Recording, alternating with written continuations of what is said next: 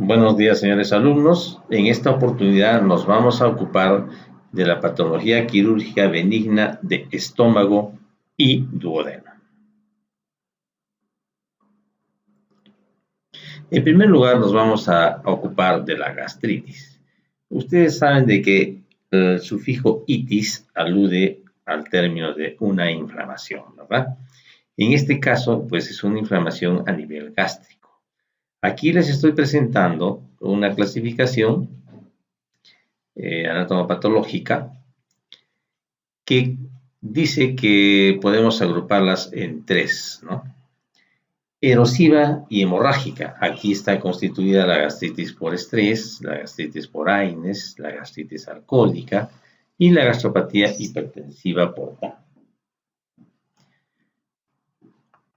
Y el grupo de gastritis no erosivas, esta es erosiva, esta es no erosiva inespecífica. Y la específica. La no erosiva inespecífica, tenemos aquí aquella producida por Helicobacter pylori, la anemia perniciosa.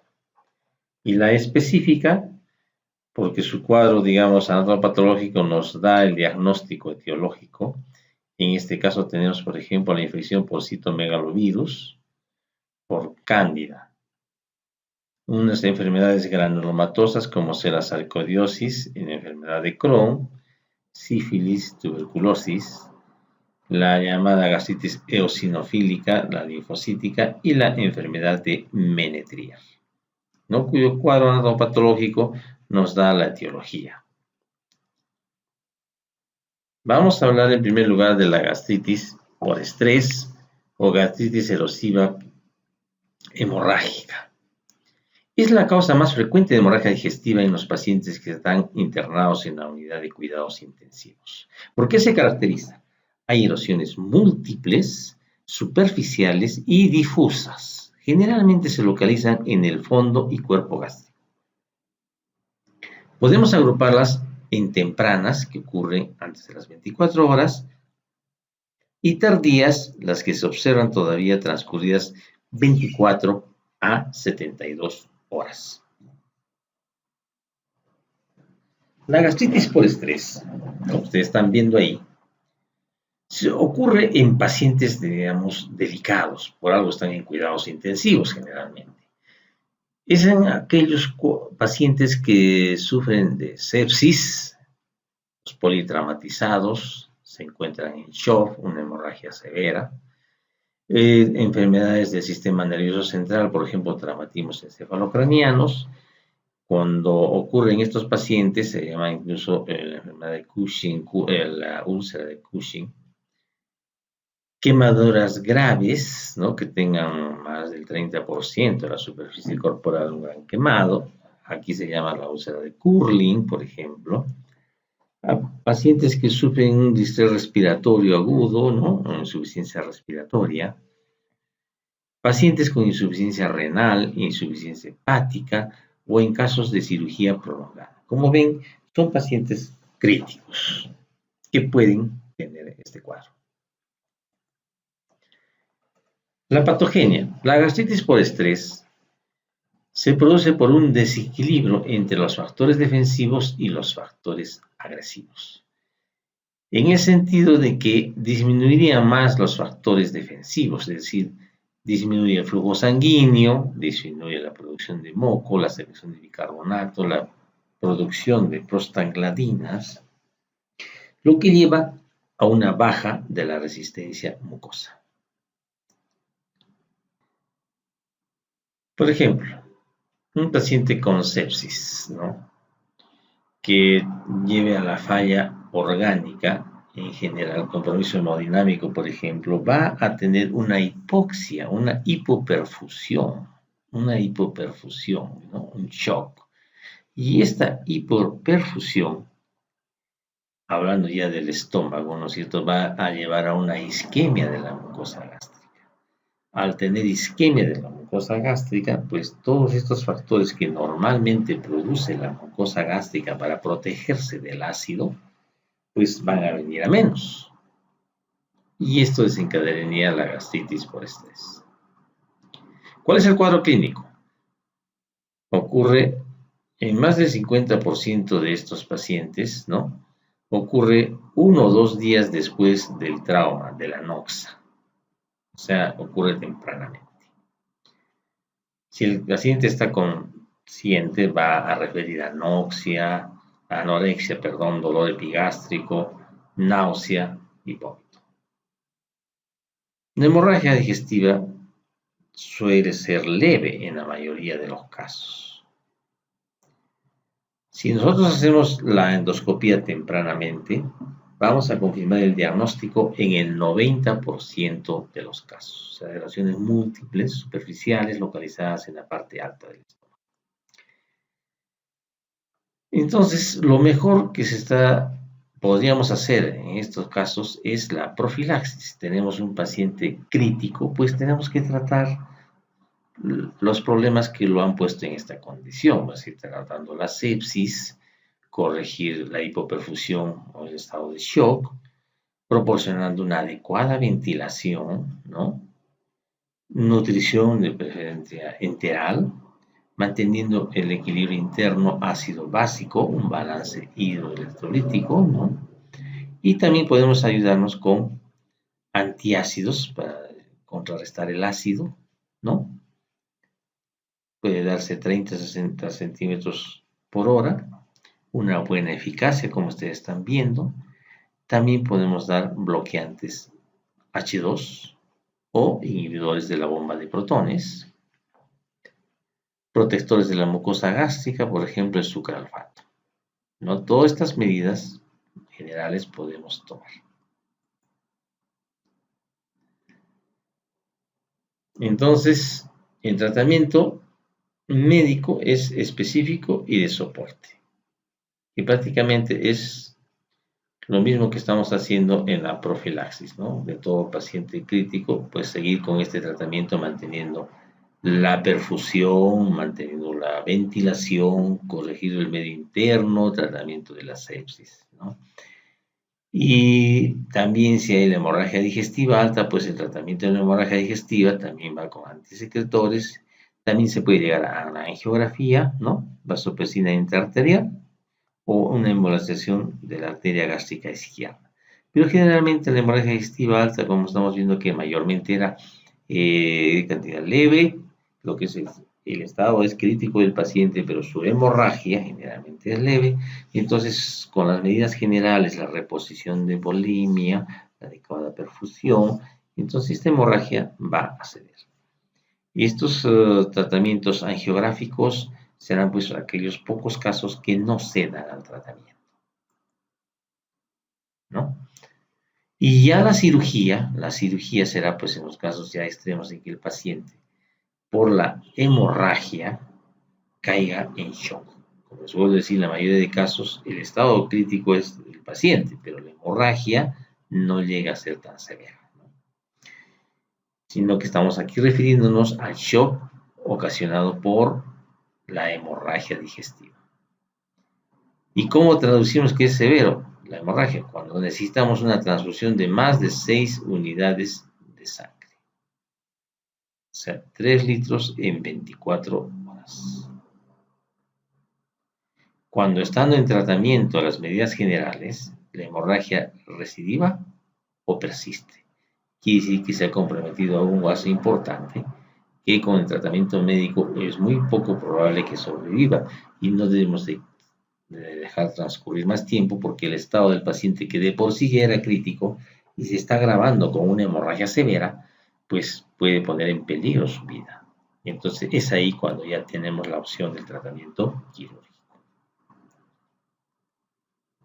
¿Y qué cosa es lo que se hace? Si es una gastrotomía anterior, ¿no? Estamos abriendo la pared anterior del estómago y se hace una sutura de los puntos sangrantes.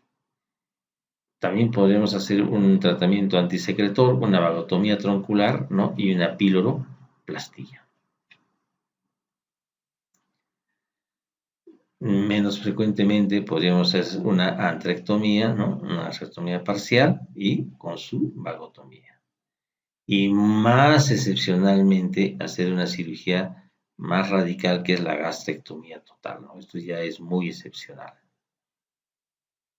Generalmente con la estructura de los puntos sangrantes, y una vagotomía troncular podría ser complementaria, y ya vamos a cortar el sangrado digestivo.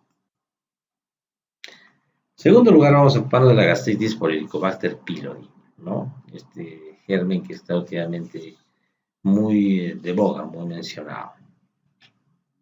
Diríamos que es un bacilo gram negativo, flagelado, no invasivo, o sea, no se mete dentro de la mucosa. Está debajo de la capa mucosa, pero no llega a invadir la mucosa, ¿no? Debajo de capa mucosa me refiero al moco, debajo de la capa de moco, pero no invade el epitelio, como ustedes están viendo en este esquema. ¿Ya? Las cepas más comunes son las que tienen los genes BACA y CAGA. Producen pues una inflamación con polimorfos nucleares y linfocitos.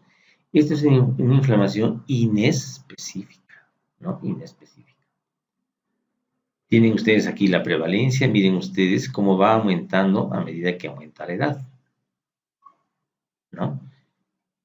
Se dice que es mayor en la raza no blanca y en los estratos socioeconómicos bajos, por lo que se cree que esto tiene que ver con medidas de higiene y saneamiento ambiental, ¿no? Cuando está deficiente estas medidas, se propaga el contagio. Y la vía de transmisión es pues oral, ¿no? La vía de transmisión oral. La patogenia. Se produce pues una infección aguda y después del 30 al 50% de la población va a pasar a la infección crónica. ¿Ya? El 15% no, pasa de gastritis a una úlcera péptica. El problema es que esta infección crónica aumenta de 2 a 6 veces el riesgo de cáncer gástrico tipo intestinal y de linfoma MAPT. Y para llegar a esto, pasa por otros estadios, ¿no? De la infección crónica pasa a la gastritis atrófica, a la metaplasia intestinal, displasia intestinal y el siguiente paso ya es el cáncer. Rápidamente pasamos a otro cuadro, que es la gastritis por anemia perniciosa. Es una enfermedad autoinmune en la cual se producen los anticuerpos contra la ATPasa, de membrana, ¿no? Y que produce la destrucción de las células parietales. ¿Ustedes saben que las células parietales no producen ácido clorhídrico? Entonces da la aclorhidria. Aclorhidria. ¿Qué más ocurre? Hay pérdida de las células simógenas, las que producen del fondo, cuya función también importante es la producción del factor intrínseco, que como ustedes saben es muy importante para la absorción de la vitamina B12. Entonces, en estos pacientes también hay una deficiencia de la absorción de vitamina 12. A consecuencia de la clorhidria, por el feedback se produce, digamos, un aumento de la secreción de gastrina, ¿no? Lo que lleva a una hipergastrinemia. Como hay aclorhidria, por destrucción de las células parietales, entonces hay hipergastrinemia. Entonces, esta hipergastrinemia lleva a la hiperplasia de las células gástricas, ¿no? Y esto es lo que hace aumentar el riesgo de los tumores. Como ustedes ven, carcinoide en 5% de los pacientes y adenocarcinoma gástrico en el 1 a 3% de pacientes.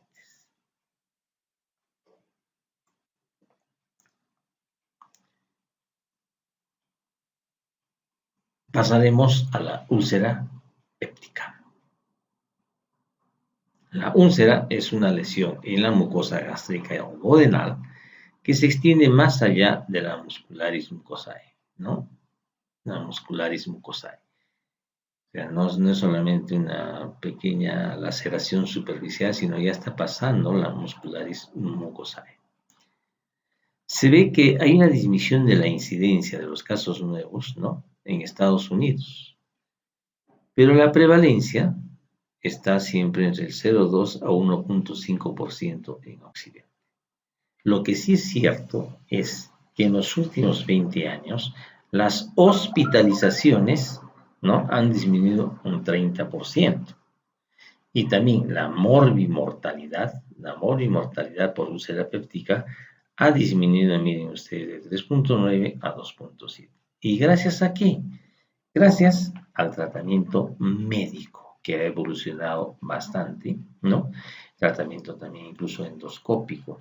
De manera de que esto ha contribuido mayormente a mejorar, digamos, el pronóstico de esta enfermedad. Y en cuanto a la patogenia, ¿no? Ya hablamos algo en la gastritis, por ejemplo, del estrés. Aquí también hay un desequilibrio entre los factores defensivos y los factores agresivos. ¿Cuáles son los factores defensivos? Hemos visto el flujo sanguíneo, la producción de moco, la secreción de bicarbonato, prostaglandinas, ¿no es cierto? Y la resistencia mucosa. Muy bien. ¿Y los factores agresivos cuáles son? El ácido y la pepsina, la isquemia, la hipoxia, el reflujo duodenal de bilis, ¿no? Factores exógenos agresivos y el Helicobacter pylori. Entonces, vamos a distinguir en cuanto a la patogenia. En el estómago aumentan los factores agresivos, sobre todo cuando la úlcera gástrica es de tipo 2 y 3. Y en el duodeno, lo que es la disminución de los factores defensivos, ¿no? Tiene su propia característica la patogenia de las úlceras según el sitio donde estén. En cuanto a la etiología, podemos agrupar en 3 categorías. Primero, el Helicobacter pylori. Segundo, la ingesta de AINES, es uno de los medicamentos de más consumo a nivel mundial, y otros. Vamos a hablar brevemente de algo. El Helicobacter pylori hemos visto que es un gran negativo flagelado, microaerófilo y protector de ureasa. Él no invade la mucosa, sino que reside dentro o debajo, ¿no?, de la capa de moco. Se asocia, miren ustedes, por medio del 90% a úlceras duodenales, ¿no? Y también a úlceras gástricas, en un porcentaje algo menor, las úlceras gástricas, más es con problemas de úlcera duodena. Pero también este Helicobacter se encuentra en el 20% de personas normales que no tienen ninguna otra alteración.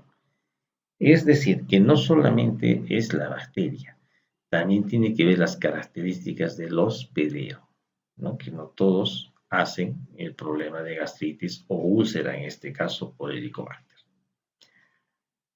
Los AINES, que hemos dicho que es una droga de gran consumo a nivel mundial, más se relacionan con un problema de úlcera gástrica. Ocurre, miren ustedes, en una cuarta parte de los consumidores de AINES en forma crónica. Aumenta lógicamente el riesgo con la dosis y el tiempo de consumo, ¿no? Eso está, y en mayores de 60 años. A tener en cuenta entonces cuando un paciente consume en forma crónica estos medicamentos. Y tenemos aquí otros, ¿no?, agresores de la mucosa, como son el etanol, el tabaquismo, la ERG, una complicación de la ERG, el esófago de Barrett, pacientes con EPOC, cirrosis, insuficiencia renal. Y ustedes ven casi aquí muchos tienen que ver con la gastritis por estrés también, ¿no?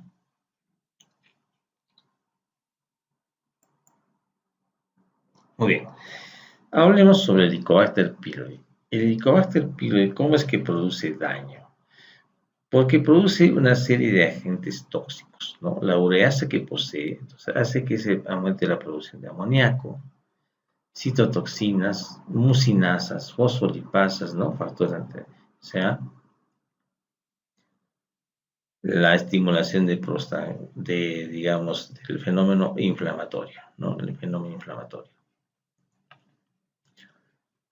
Inflamación local, atracción de polimorfos nucleares, ¿no? Las citoquinas, radicales libres de oxígeno, o sea, ustedes saben que el fenómeno inflamatorio produce prostaglandinas proinflamatorias que autoamplifican esta respuesta, atraen células inflamatorias y se va amplificando esta respuesta inflamatoria. Hay también aumento de la gastrina, lo que trae secreción ácida por disminución de las células D antrales. La disminución de la somatostatina. Ustedes saben que la somatostatina tiene un efecto inhibitorio, ¿no?, de las secreciones. En este caso se produce la desinhibición de las células G. Al desinhibirse las células G, aumenta la secreción de gastrina.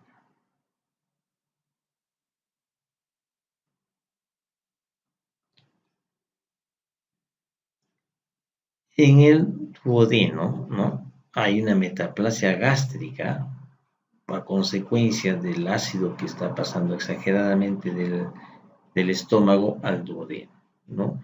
Y esto lleva también a la colonización del Helicobacter pylori en el duodeno, ¿no? Entonces ven todos estos efectos que ocasiona el Helicobacter pylori.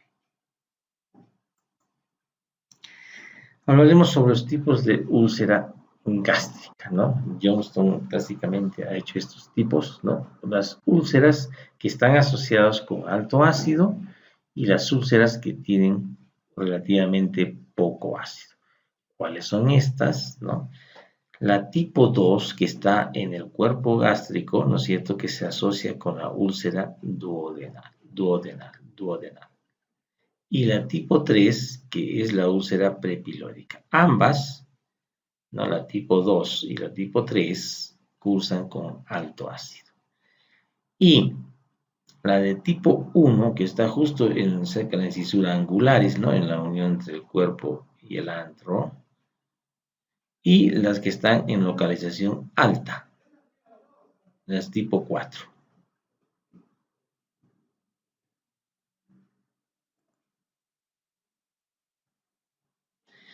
Recientemente se ha agregado a la tipo 5, ¿no?, inducida por fármacos en cualquier punto del estómago. O sea, si es, por ejemplo, mayormente el AINE, ¿qué tipo de úlcera sería? Tipo 5, ¿no? Muy bien, el cuadro clínico es harto conocido, ¿no? Es un dolor en epigastrio que aparece 2 o 3 horas después de las comidas. O sea, cuando el estómago ya tiende a estar vacío y se alivia nuevamente con la comida o los antiácidos. ¿Qué otra característica? Es que tiene su ritmo y periodicidad. El ritmo es esto, ¿no?, que calma con los alimentos en el estómago vacío. Aumenta. Periodicidad porque hay periodos de tiempo en que el paciente puede estar asintomático y después periodos en que se agrava este cuadro clínico, cuando hay estrés, preocupaciones, etc. Entonces ahí se produce este aumento. Muy bien.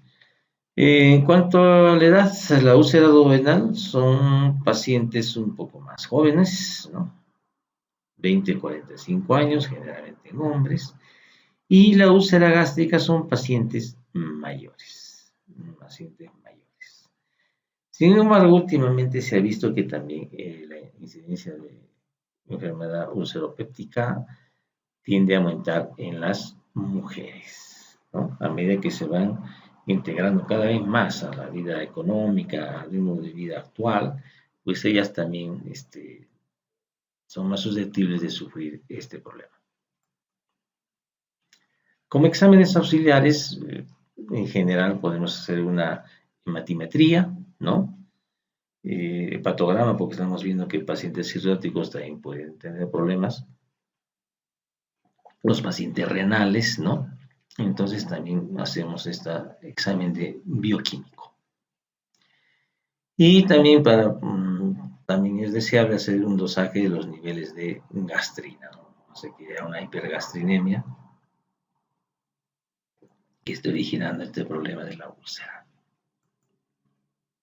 Y lógicamente el examen, digamos, más importante es la endoscopía, que nos va a confirmar el diagnóstico, que nos va a permitir tomar una biopsia, ¿no? Y a simple vista la endoscopía también nos da, digamos, signos de benignidad y signos de malignidad. Los signos de benignidad es que los pliegues sean regulares, ¿no? Que haya un edema, como una escarapela, están confluyendo. Es un cráter plano y con exudado. En cambio, los signos endoscópicos de malignidad es que los pliegues son irregulares, no es como una escarapelita nomás. Están cortados, ¿no? Por así decirlo, interrumpidos. Hay como nódulos, miren ustedes, hay nódulos. Estos pliegues se pierden, aquí están fusionados, ¿no? Los bordes sobrelevados, irregulares. Y también aquí, mire cómo hay una protrusión que protruye hacia la luz, un tumor. Entonces, este es un cáncer gástrico y este es una úlcera benigna. Aquí está nuevamente lo que estamos viendo, ¿no? La úlcera péptica y la úlcera por cáncer. También podemos radiológicamente encontrar también los signos que están viendo ustedes acá, los pliegues radiales, edema, ¿no? Y que puede cicatrizar con la lesión, y aquí es de mayor tamaño, ¿no? Los pliegues son irregulares, también nos está dando signos de sospecha de benigno o de maligno. Pero como ustedes ven, aquí solamente vemos una imagen representada. En cambio, con la endoscopía vemos directamente, ¿no?, la lesión. Por eso es que se prefiere siempre la endoscopía. Como estamos viendo de que un factor etiológico es el Helicobacter pylori, pues tenemos que hacer un diagnóstico si tiene o no tiene infección por este microbio.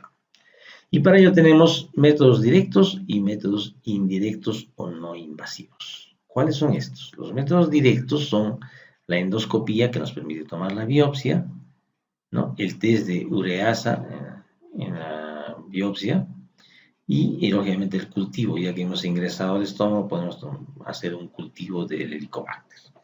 Y los indirectos, que no son invasivos, por ejemplo, una serología, ¿no?, 2-1-G o la ELISA, el test del aliento con carbono marcado, C13 o C14, ¿no?, que se une a la urea. Y también test del antígeno en heces. O sea, podemos en sangre, ¿no?, el aliento con carbono marcado y en las heces, ¿no?, buscando antígenos locales. Muy bien. Acá tienen ustedes la sensibilidad y la especificidad de un método, de los métodos directos, los métodos indirectos, ¿no? Las ventajas y las desventajas de cada una de ellas, ¿no? Aquí tienen la endoscopía, ¿no? Entonces, como permite a la simple vista ya el aspecto de la lesión, nos está diciendo, ¿no?, sospecha de Helicobacter pylori. Y aquí ya en la biopsia, entonces ven ustedes cómo está la presencia de Helicobacter. Es un método directo, invasivo, que ya no nos deja la duda, ¿no? Y los no invasivos, el test del aliento con urea, ¿no es cierto? Entonces, la ureasa, ¿no? La ureasa de Helicobacter pylori descompone el CO2 y amoníaco a la urea. Y este CO2, ¿no?, en el aire expirado es medido, es captado, ¿no? Entonces, y de esa manera entonces decimos de que hay la presencia de Helicobacter en forma indirecta, ¿no?, gracias a la presencia de ureasa que está presente en el Helicobacter pylori. También hemos dicho que podemos hacer, ¿no es cierto?, el dosaje de ELISA, el Helicobacter pylori, anticuerpos. Pero los anticuerpos, recuerden que pueden permanecer un año y el paciente no está con infección, ¿no? Ese es el problema. Tratamiento, el tratamiento de la úlcera péptica. El tratamiento médico es higiénico, dietético, quitar los agresores de la mucosa, ¿no? Con reposo mental, equilibrio mental también. Tratamiento farmacológico y lógicamente tenemos que erradicar el Helicobacter pylori, ¿no? Con antisecretores, con antibióticos, ¿no? Que, bueno, ese es el manejo médico gastroenterológico.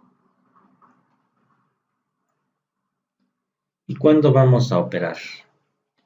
Operamos una úlcera cuando falla el tratamiento médico. Hemos dicho que el tratamiento médico en los últimos años ha aumentado enormemente su eficacia. Por lo tanto, entonces casi el tratamiento quirúrgico muy poco se ha de hacer. Y entonces, ¿cuál es la indicación principal? Cuando hay complicaciones de la úlcera péptica, ¿no? Que ocurren en el 20% de los pacientes.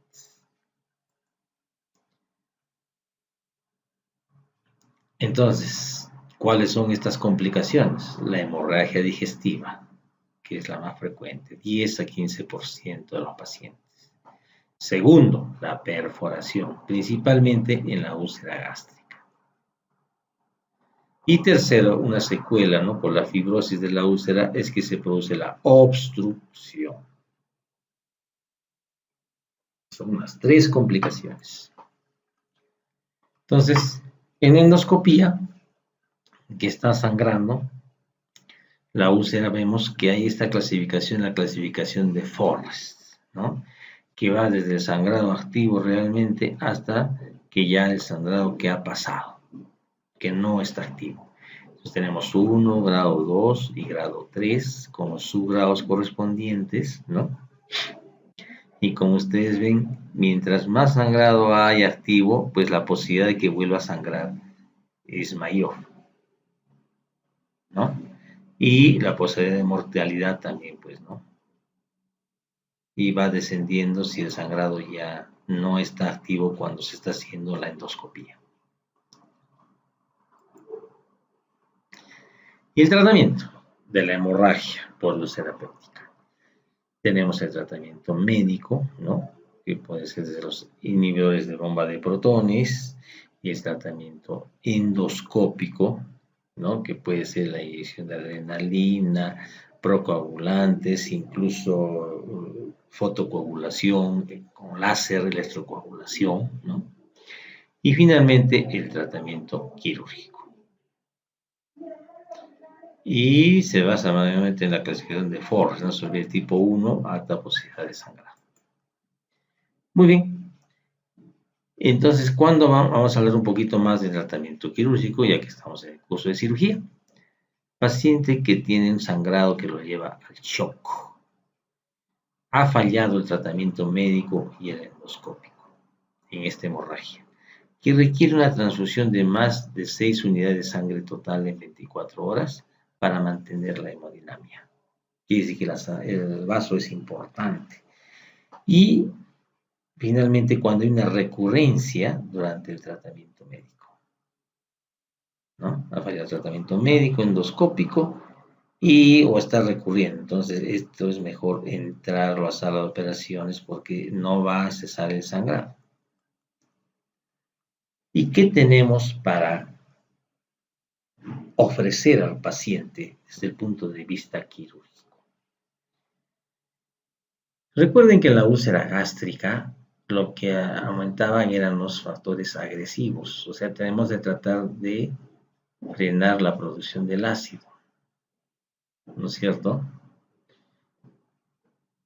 Y en la úlcera duodenal lo que había era la disminución de los factores defensivos. Bueno, la úlcera gástrica, entonces comenzamos lo más simple, una gastrotomía y sutura y ligadura de los puntos sangrantes de la úlcera. Segundo, porque si es una de tipo 1, de tipo 1 la unión gastro, acuérdense, 2 y 3 eran con, ¿no es cierto?, con alto ácido, ¿no es cierto? 1 y 4 era bajo. Entonces, si es una úlcera tipo 1, se hace una antroctomía y BIRROT 1. Porque no hay ácido, no se hace vagotomía troncular. ¿Cuándo se hace vagotomía troncular? Cuando es, por ejemplo, una ingesta de AINES, una úlcera que ha sido producida por AINES, se hace vagotomía troncular para bajar el ácido. Tipo 2 y 3, recuerden, tipo 2 y 3 son las que tienen ácido alto, ¿no? Entonces aquí que se hace una antrectomía, se saca el antro, más anastomosis gastroduodenal, ese es BIRROT 1. También se puede hacer una BIRROT 2, aquí están viendo una asociación gastroyeyunal, BIRROT 2. BIRROT 1 es anastomosis gastroduodenal, BIRROT 2, anastomosis gastroyeyunal. ¿Ya? Ahora, en las lesiones grandes, en la curvatura menor alta, ser la tipo 4, se hace una gastrectomía subtotal o total, ¿no? Como está arriba de la lesión, entonces gastrectomía subtotal, se saca casi todo esto, ¿no? Muy bien, la úlcera duodenal, igualmente vamos de lo menos a lo más. Se puede hacer simplemente una sutura, ¿no? De la arteria gastroduodenal que justo está en la cara posterior del duodeno. Aquí es donde se puede, ¿no? Perforar o también sangrar. Entonces, ligamos la arteria gastroduodenal o la pancreático duodenal, ¿no? Y para frenar la producción de ácido que viene del estómago, podemos hacer una vagotomía troncular y una piloroplastia. Troncular, aquí en la base. Y lógicamente una piloroplastia, para no afectar el vaciamiento gástrico.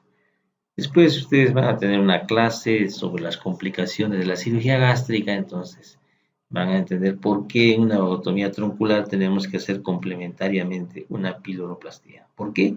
Porque hay un retraso en el vaciamiento gástrico por digamos, el corte de los vagos, ¿no? Y para prevenir esto se hace una piloroplastia concomitante. Entonces, si son úlceras altas, ¿no? Una es muy grande, entonces una tipo 4, por ejemplo, hecho que ya hace una gastrectomía subtotal, entonces ya no va a ser fácil unir el estómago que queda con el duodeno, ¿no? Entonces tenemos que unirlo con el yeyuno. Aquí está, eso se llama BIRROT 2. Aquí en este caso se está poniendo delante del colon transverso, entonces una BIRROT 2 antecólica. También observen que se está haciendo una anastomosis acá, una yeyuno anastomosis laterolateral, eso se llama Brown complementario. ¿Para qué? ¿Por qué? También van a ver en la clase de complicaciones de la cirugía gástrica que hay un síndrome de asa aferente o un síndrome de asa eferente, que prácticamente es solamente una obstrucción. Entonces, para prevenir eso, se hace esta comunicación, ¿no? Un Brown complementario, para que ya no haya este problema de asa aferente, asa eferente.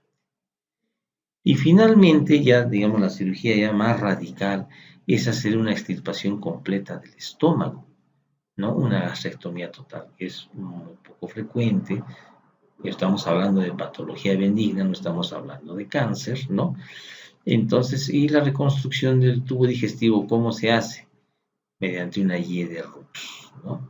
Se empalma entonces aquí con el esófago, ¿no? El esófago, y acá lo que viene del duodeno, recibiendo las secreciones del páncreas, recibiendo las secreciones del hígado por la vía biliar,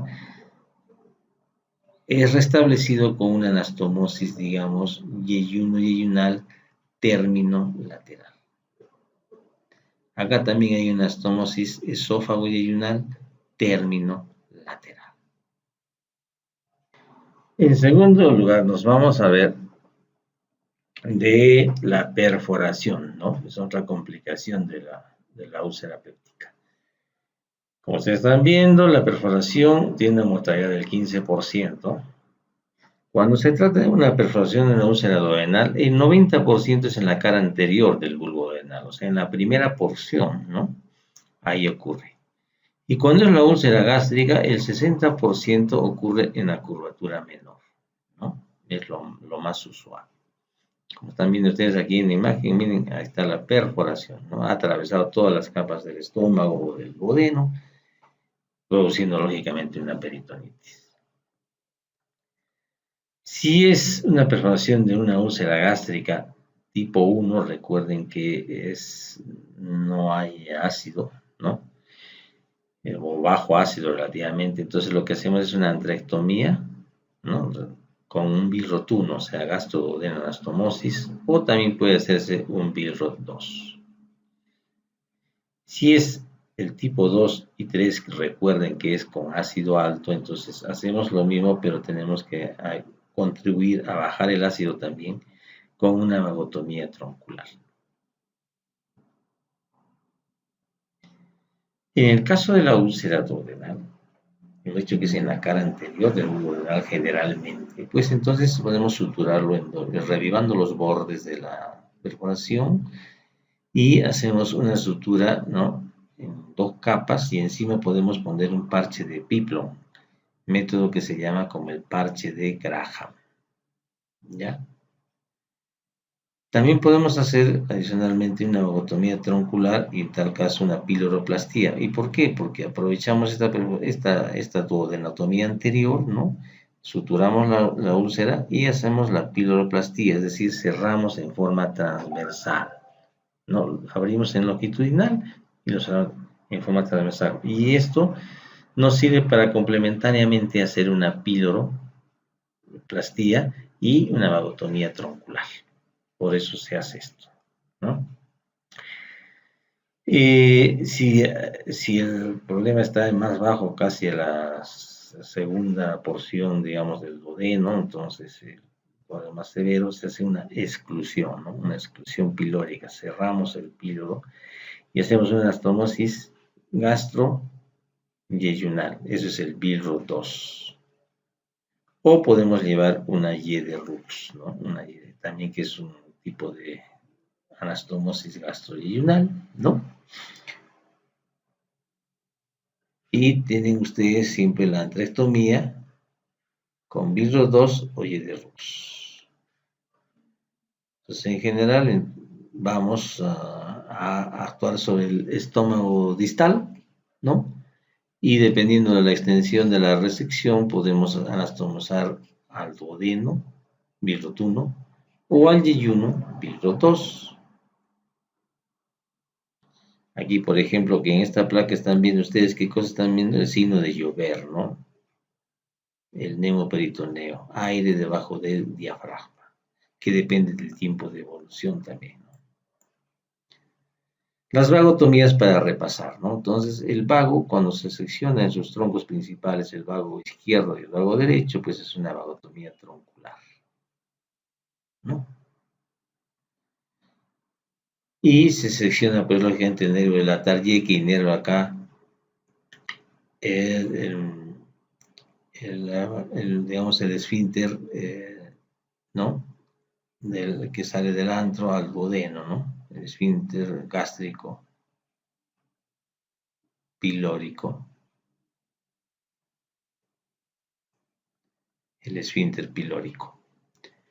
Y entonces se produce, pues, una falta de relajación, por lo que tiene que ser complementada con una piloroplastía, como ustedes están viendo acá, una incisión longitudinal y un cierre transversal, ¿no? Cierre transversal.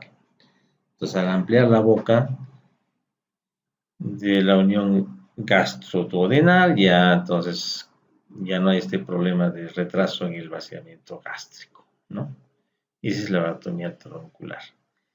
La vagotomía selectiva respeta la rama hepática, ¿no?, que va a inervar la vesícula biliar, pero de todas maneras ha cortado el nervio de la Tardier, por lo tanto también necesita una piloroplastía.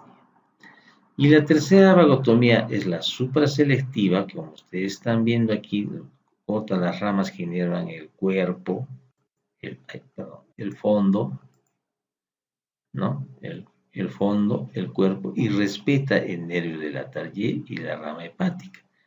Por lo tanto, ¿no? Por lo tanto, ya no necesita piloroplastía. Pero como ustedes comprenderán, si estamos hablando de una cirugía de emergencia, ¿ok? Esta última va a tomar más tiempo. Estamos hablando de un caso de cirugía de emergencia, no cirugía programada. Por lo tanto, no es fácil hacer en condiciones de emergencia una supraselectiva que nos va a demorar. ¿Qué es más rápido? Una vagotomía troncular, con su consecuente piloroplastia. ¿Ya? Aquí tenemos la andrectomía, se ha resecado el antro y miren, se han anastomosado el estómago con el duodeno, entonces es un BIROT 1 y la vagotomía troncular, que como recuerdan es cuando la úlcera tiene alto ácido, es una úlcera gástrica tipo 2 y tipo 3.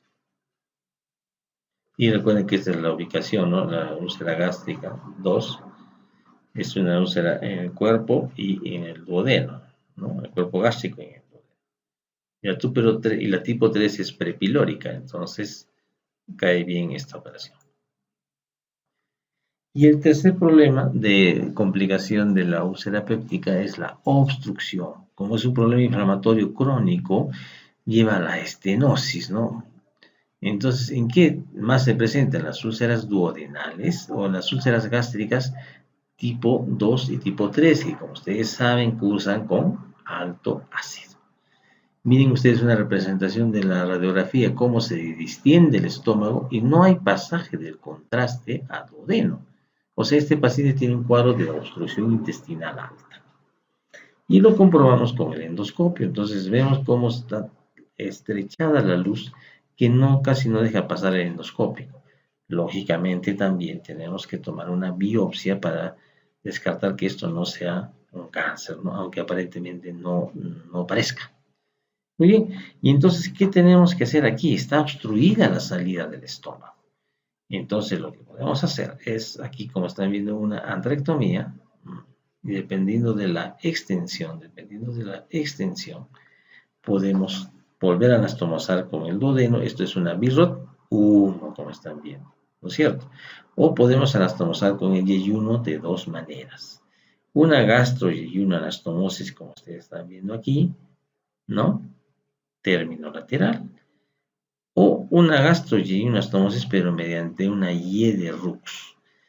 Esto sobre todo se recomienda cuando hemos hecho una lesión ya prácticamente subtotal del estómago, y entonces es más fácil llevar esta asa hasta el estómago, y para que su drenaje también sea más sencillo.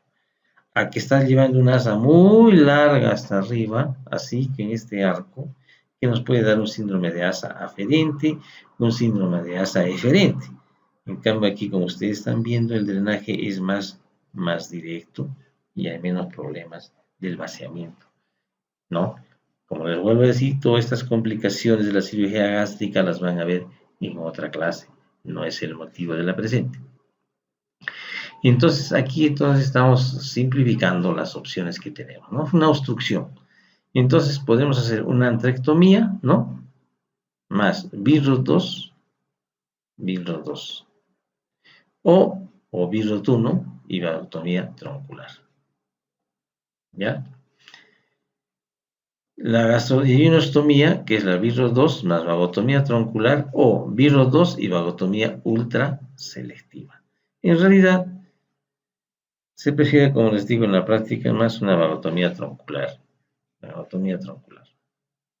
Es que hacemos, ¿no? un ataque sobre los ácidos, una vagotomía troncular más sencilla. Acuérdense sobre todo que estamos hablando bueno, esto puede ser una cirugía electiva, ¿no? La obstrucción no se va a producir de un momento a otro, pero de todas maneras más a la mano está seccionar el tronco, y a la piloroplastia o la andrectomía está pues para consecuentemente hacerla. Aquí, por ejemplo, se está haciendo algo que, bueno, que no es de mucha práctica.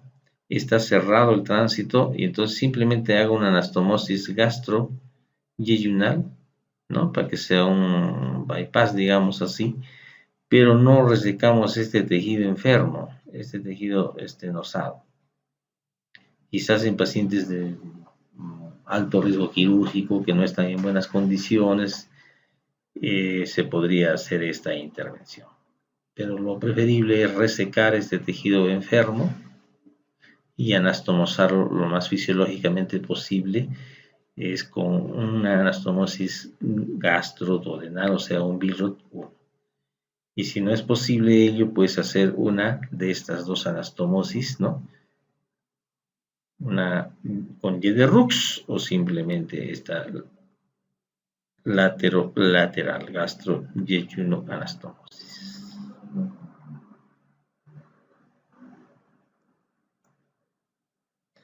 Una vez más, dos tipos de reconstrucción de BILROT 2. Gastro-yeyuno anastomosis simple, que podemos complementarla, como les he dicho, con un Brown, así como aquí, ¿no? Para evitar el síndrome de asa aferente, síndrome de asa eferente, aquí lo tenemos. Y muy brevemente, ya para terminar, los tumores benignos del estómago, ¿no? Son muy raros, como están viendo ahí. La mayoría son pólipos y el resto son leomiomas, 40-40. Los pólipos gástricos son hiperplásicos, miren ustedes, lo más frecuente. Y los adenomatosos son los menos frecuentes. Lo contrario que pasa, por ejemplo, en el colon. No, en el colon la mayoría son adenomatosos, pero en el estómago es al revés, hiperplásicos. ¿Ya? Que se tiene su propia clasificación, tipo 1 y 2. Y miren ustedes, estos se relacionan con la gastritis atrófica y con el carcinoma. Siempre cuando hay un antecedente también de infección por Helicobacter pylori. ¿Ya? Los adenomatosos, que felizmente son los menos frecuentes, ¿no? También tienen su asociación con cáncer, como ustedes están viendo. Sobre todo más riesgo cuando son vellosos y son sésiles. Eso es en líneas generales. Esta es la clasificación de llamada para los pólipos, ¿no? Y van desde los más planitos, los semisésiles, sésiles, semipedunculados. Entonces, esa es la clasificación de llamada. Y aquí tenemos un trabajo que se ha realizado en el Hospital Honorio Delgado y está corroborando lo que se menciona en la literatura, ¿no? Los hiperplásticos son la mayoría, los adenomatosos son menores. Sí. Bueno, estos ya son cáncer, algunos pólipos ya tenían cáncer in situ.